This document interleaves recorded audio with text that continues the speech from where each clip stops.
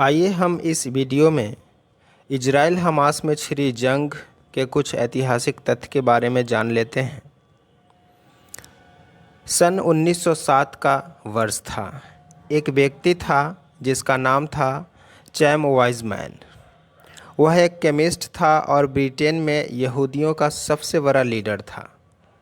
क्या होता है कि वह पहली बार फ़िलिस्तीन जाता है और वो यहाँ के जाफा इलाके में एक कंपनी खोलता है जिससे फ़िलिस्तीन में इजराइल की नींव पड़ती है। इसके 3 साल के भीतर उसने एक यहूदी नेशनल फंड को बनाया। इस फंड से जो पैसे इकट्ठे होते थे उस पैसे से फ़िलिस्तीन में यहूदियों की कॉलोनी बसाने के लिए ज़मीन खरीदी जाती थी। इसके चलते मर्ज बिन आमेर में 60,000 फ़िलिस्तीनियों को अपना घर छोड़ने के लिए मजबूर किया गया था।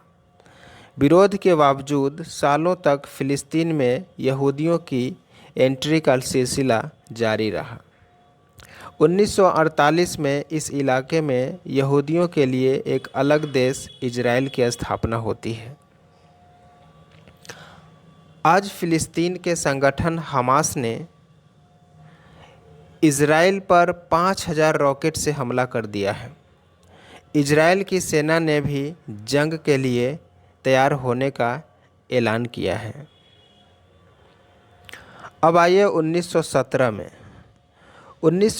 में प्रथम विश्व युद्ध में ऑटोमन एम्पायर की हार के बाद फ़िलिस्तीन पर ब्रिटेन कब्जा कर लेता है। इस समय यहाँ ज़्यादा आबादी अरब मुस्लिमों की होती है, यहूदी अल्पसंख्यक होते हैं। अब 1920 से 1940 के बीच में यूरोप में यहूदियों के खिलाफ भावनाएं पैदा होती हैं। इस बीच ब्रिटेन को फ़िलिस्तीन में यहूदियों के लिए एक अलग देश बनाने का काम सौंपा जाता है। सेकेंड वर्ल्ड वॉर में हिटलर की फ़ौज लाखों यहूदियों का जनसंहार करती है।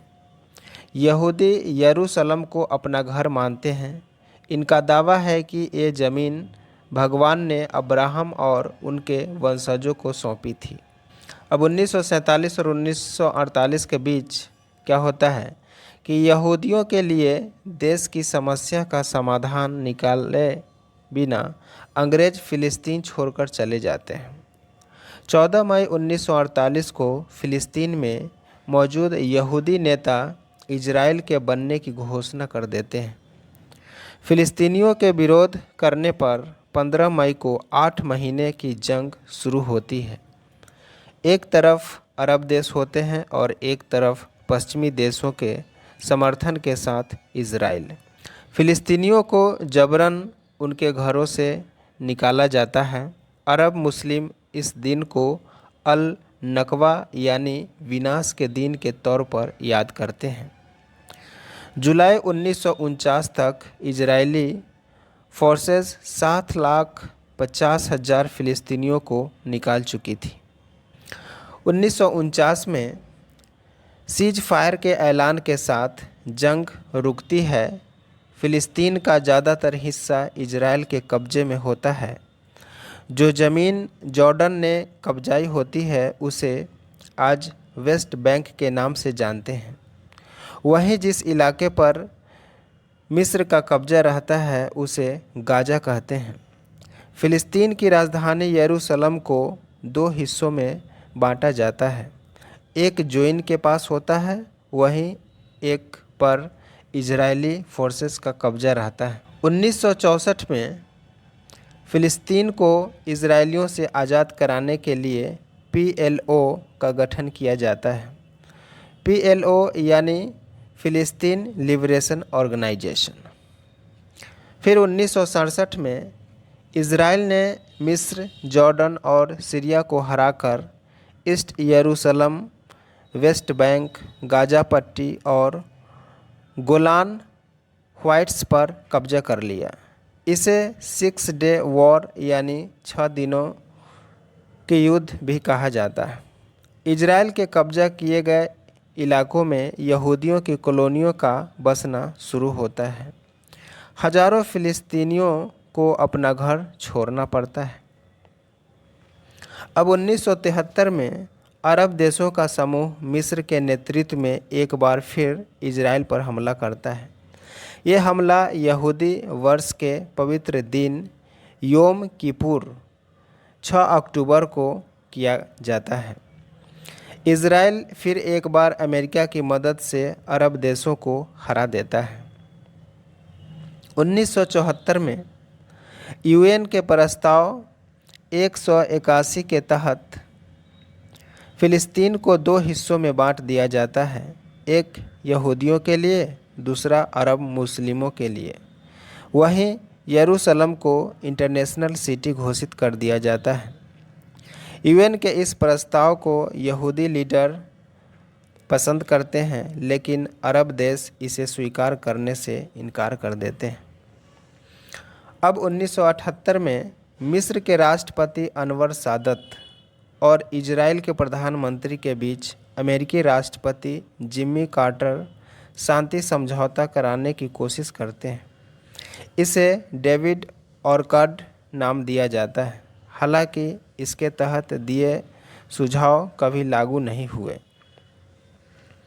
1982 में इजराइल 6 जून को फिलिस्तीन उग्रवादियों पर हमला करने के लिए लेबनान में घुसपैठ करता है। इसमें इजराइल के समर्थन वाले मिलिशिया बेरूत के कैंप में रह रहे कई सौ फिलिस्तीनी शरणार्थी को मार डालते हैं। 1987 में फिलिस्तीन पहले इतिफादा यानी विद्रोह की शुरुआत करता है। वेस्ट बैंक, गाजा और इजराइल में हिंसक झड़प शुरू होती है। यह 1987 तक जारी रहती है। दोनों तरफ लोगों की जान जाती है। इस बीच इजराइल पूरे यरूशलेम को अपनी राजधानी बनाने की घोषणा कर देता है। अमेरिका इजराइल का समर्थन करता है। 1993 में अमेरिकी राष्ट्रपति बिल क्लिंटन की अगुवाई में 6 महीनों तक चली सीक्रेट बातचीत के बाद इजराइल और फिलिस्तीन लिबरेशन ऑर्गेनाइजेशन के बीच 2 समझौते कराए जाते हैं। इसे ओस्लो एग्रीमेंट नाम दिया जाता है। इस एग्रीमेंट से भी दोनों के बीच कोई हल नहीं निकला। फिर आया 2000 वर्ष। 2000 में फिलिस्तीनियों की तरफ से दूसरे इत्तिफादा की शुरुआत होती है, यानी जंग की शुरुआत होती है। इसकी वजह से इजरायली लीडर एरियल शरोन का मुस्लिमों के लिए पवित्र माने जाने वाली अल अक्सा मस्जिद जाना होता है। दरअसल ईसाई और यहूदी भी इसे अपना पवित्र स्थल टेम्पल माउंट समझते हैं। 2002 से 2004 के बीच आत्मघाती हमलों की जवानी कार्रवाई में इजराइल वेस्ट बैंक में घुसपैठ कर देता है। International court of justice UN को बताता है कि वेस्ट बैंक और गोलान हाइट्स में इजराइल का कब्जा गैरकानूनी है। अब 2006 का वर्ष आता है। 38 साल तक कब्जे के बाद इजरायली फोर्सेस गाजा छोड़कर चली जाती है। हमास यहाँ चुनाव जीतता है। 2008 में फिलिस्तीनी मिलिटेंट मिस्त्री की भेजी गई मिसाइलों से इजराइल पर हमला करते हैं। जवाबी कार्रवाई में इजराइल भी गाजा पर हमला करता है। इसमें फिलिस्तीन के 1110 लोगों की जान जाती है, जबकि 13 इजरायलियों की भी मौत होती है। 2012 में इजराइल हमास के मिलिट्री चीफ अहमद जवारी को मार डालता है। बदले में गाजा की तरफ से रॉकेट दागे जाते हैं। इजराइल एयर स्ट्राइक करता है। इसमें इजराइल के 6 और फिलिस्तीन के 150 लोगों की मौत होती है। 2014 में हमास के मिलिटेंट 3 इजरायली बच्चों को मार देते हैं। बदले में इजरायली मिलिट्री अटैक करती है। यह हिंसा 7 हफ्तों तक जारी रहती है। इसमें फिलिस्तीन के 2200 वहीं इजराइल के 67 सैनिक और 6 बच्चों की मौत होती है।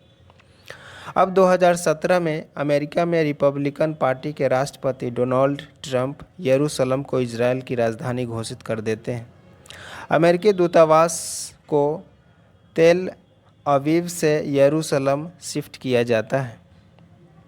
2018 में गाजा में प्रदर्शन शुरू होता है। इजरायली सैनिकों पर पत्थर और गैसोलीन बम फेंके जाते हैं। जवाबी कार्रवाई में इजरायल 170 प्रदर्शनकारियों को मार गिराता है।